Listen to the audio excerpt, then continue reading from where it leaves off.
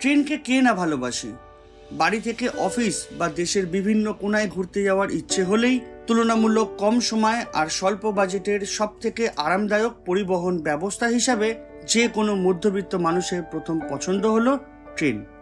ভয়াবহ দুর্ঘটনা, অপ্রত্যাশিত দেরি, যাত্রী সুবিধায় একগুচ্ছ খামতি, ডাইনামিক প্রাইসিং, রিজার্ভেশন কামরায় অনুপ্রবেশ সত্ত্বেও আমরা কোথাও যাওয়ার প্ল্যান হলেই 120 দিন আগে টিকিট কাটার জন্য লাইন দিই রিজার্ভেশন কাউন্টারে অথবা লগ ইন করি আইআরসিটিসি ওয়েবসাইটে।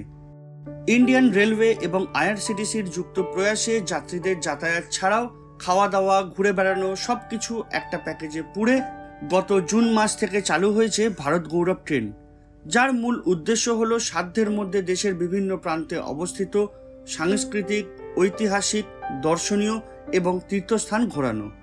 সেই রকম এক ট্রেন গত 20শে মে পূর্ব ভারতে প্রথমবারের মতো চালু হওয়ার কথা ছিল কলকাতা স্টেশন থেকে।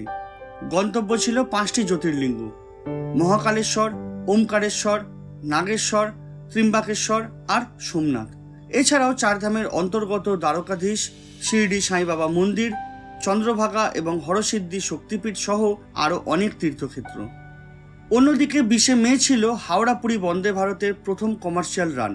অন্য ভ্লগারদের ভিড়ে আবারও হারিয়ে যাওয়ার ভয়, না নতুন এক অভিজ্ঞতার টান, কিংবা একসাথে 5টা জ্যোতির্লিঙ্গ দেখতে পাওয়ার লোভ, নাকি অন্য রকম কিছু করার ইচ্ছে, জানি না কোন কারণে পা বাড়িয়েছিলাম 12 দিন ব্যাপী ভারত গৌরব ট্রেন জার্নিতে।